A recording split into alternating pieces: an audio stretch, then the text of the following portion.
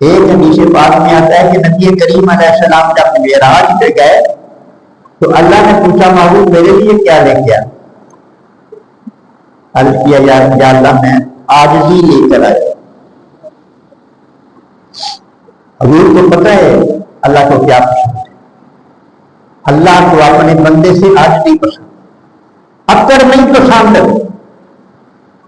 اللہ پاک نے فرمایا کہ تکبر یہ کبریائی میری چادر ہے، جو لینے کی کوشش کرے گا میں اس کو تار پار کر کے رکھ دوں گا۔ آکڑ والے بڑے لگے جاتے، اور فرعون کہتا سی نا انا ربکم الاعلی، میں سب سے بڑا ذات ہوں۔